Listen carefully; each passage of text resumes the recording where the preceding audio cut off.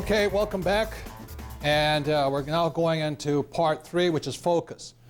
Let's review quickly. The big picture is understanding why the rich are getting richer. Recommend you play the cash flow game at least 4 times to get to understanding it. Step 4 is about emotional intelligence. Can you handle stress and winning and losing and all that? Because, like I said, in the world of money, there are winners and there are losers and things like this. Step 2 was clarity. So clarity is where you begin to understand, do you really want to go any further? I mean, there's nothing wrong with the world needs employees, and the government needs to take care of people and all that, and it's up to you. So by clarity, you should know what you want to do with the rest of your life, whether you're going to be rich, poor, middle class, average, what do you want to do? And then clarity requires a little bit more time, a little bit more money. In clarity, I recommend our Rich Dad coaching program. And at that point, you get it clear. It's not about what I'm saying. It's about what you're saying to yourself. What do you want? And like I said, I have 3 coaches almost constantly working on me because I want to be successful in my life. I like winning. I hate losing. And I like beating people who don't have coaches. I just like to win. And Donald likes to win. And there's winners hang out with winners, and losers hang out with losers. So that's why I have a coach. I have a physical coach. I go to the gym, he kicks my butt. I have an emotional coach, and I have a business coach guiding me primarily up here. Not how to climb the corporate ladder, but how to put a deal together. Like in forming my 3 IPOs, which I've done, they were horrifying. I mean, the red tape, the risk, the things I had to go through was incredible. And without my coach, his name is Frank, without him getting me through it, I don't think I would have taken those companies public. It was just too much stress. So smart people have coaches, and losers sit on the couch and watch the NFL and eat Cheetos. That's about it. So that's what clarity is. And now we're coming to focus. And the reason I bring up focus is focus stands for follow one course until successful. And the reason focus is so important is up to you to find out what your true genius is. And I know one of the things I really hated about school, I was always labeled stupid, lazy, incompetent. And I just hated it. And it wasn't that I was stupid. I was just not interested. I didn't want to study what they wanted me to study. How dare they?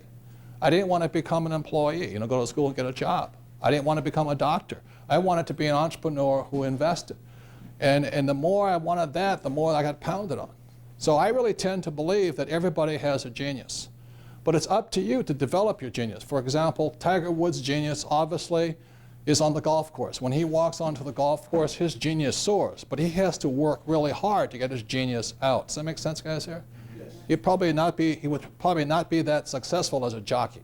He can run as hard as he wants, but he's just too heavy for that horse. And like I liked football, but I love rugby. So when you find out what you really love, and it took me until 24 to find out what I really love was a game of rugby. The moment I found it, then I wanted to get in shape, then I wanted to run. I traveled the world playing rugby all over the world. And I love real estate.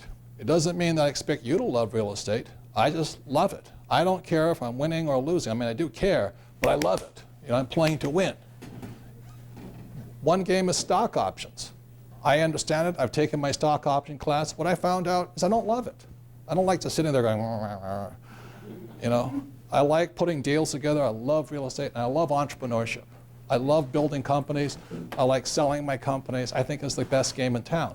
So I'm not doing this for the money. I am really focused on what game I want to play. Does that make sense, you guys here? Yes. But it's up to you to understand yourself. If you don't like real estate, don't do it. But find something you're passionate about. We have courses in the Rich Dad education program. I call it our business school. In the business school program and focus, when you start focusing, I want to be a land developer. So I bought a lot of land. I'm going to practice being a land developer. So if you don't want to do, so if you're interested, take the land development course. If you like options, we have a stock options course. If you want to be, a foreclosure person, focus on being a foreclosure person. Does that make sense, guys here? I understand what I like best. My wife loves apartment buildings. She loves them. Why? I don't know. But she just gets all excited about them. So the key to finding your genius is find out what game you want to play. Everybody clear on that? Yes. And so that's what focus is about, is more time, more money. Our courses are more expensive. require more focus, require more attention, and all this. So that's what the Rich Dad program is about, is in the big picture, if you have little money or a lot of money, you can still come and play for free or for very little cost to cover the cost of the club sometimes. And over here requires a little bit more time, a little bit more money, a little bit more focus here. Now, what the experts, the financial experts will tell you, don't focus, they tell you to diversify. So that's why when you see it, this is step 3 right now, we're getting to step 3, and they're saying over here, you know, live below your means, save money, get out of debt. Everything I hate doing. Who does not like living below your means? I love living above my means. You know, I love it. So why would I want to follow that idiot's program of telling me to live below my means? And diversify, diversify, diversify. Basically what they're saying is turn your money over to them. I have a plan for your money. It's to put it in my pocket. There's nothing wrong with that because I have people I turn my money over to. My point here is this. Do you know good advice from bad advice? Do you know a good advisor from a bad advisor? Does that make sense, you guys here? And when you start to focus, as your financial IQ goes up, you can tell more. Which is good, who is bad, who works. You know, sometimes a person works for you, but it may not work for your friend. You know, that's it. Who's a good doctor, who's a bad doctor. That's up to you to understand that. So this is the thing that Warren Buffett, the world's greatest investor, says about diversification, which the experts, who are generally salespeople, again, that's why they're called brokers.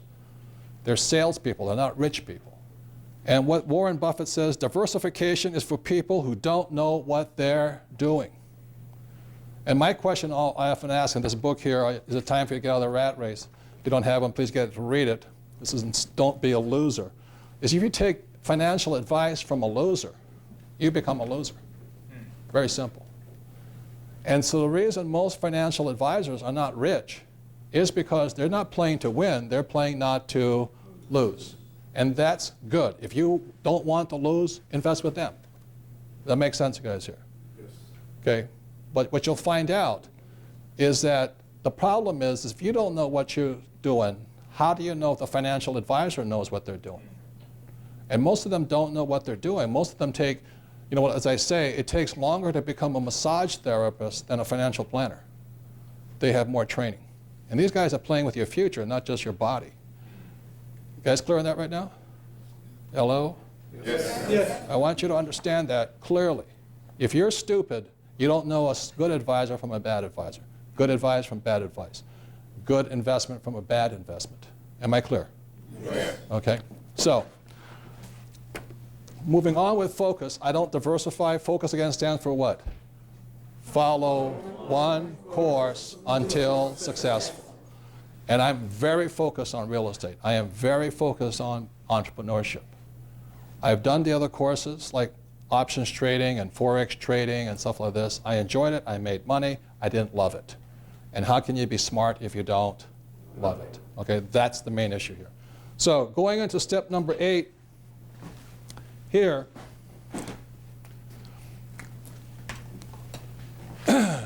what most financial advisors prey upon is the emotion, which we studied in 4, fear. Oh, investing is risky. Give your money to me.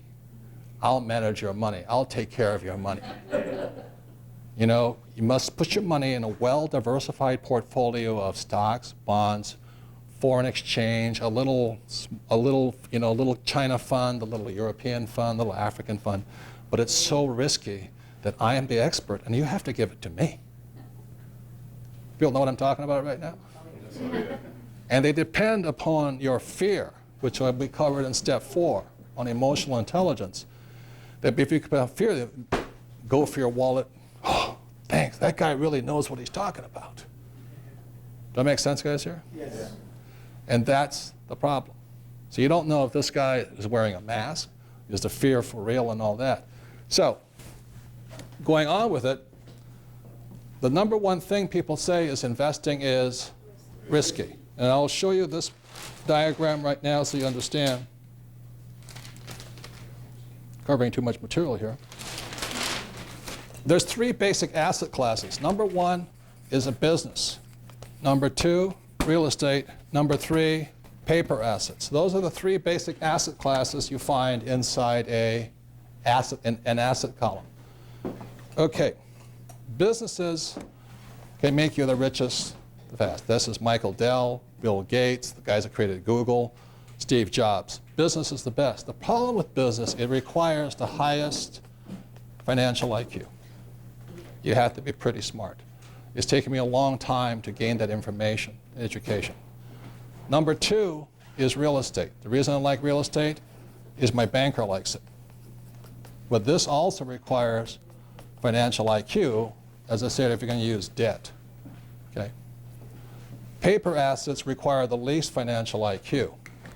And that's why most of these guys who are doing this, nothing wrong with them. I buy stocks, bonds, and stuff. I don't buy mutual funds, but I buy stocks and bonds. And the reason is I don't even understand this stuff.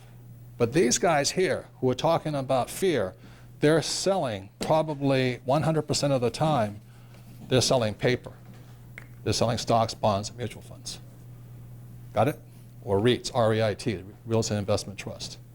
And they prey upon your fear. And they say they're going to take care of the risk. But of all the investments, this is the highest of risk investment. The single highest. Does that make sense, guys? Here? Yes. So because people don't know, people are putting their money in this. Now, if you have no financial IQ, put your money here. It's a smart thing to do. But what the Rich Dad Company says, we think you have a better chance of higher returns, less risk up here. But you have to have your financial IQ. Is that clear, you guys here? Okay, take 1 minute to discuss what you just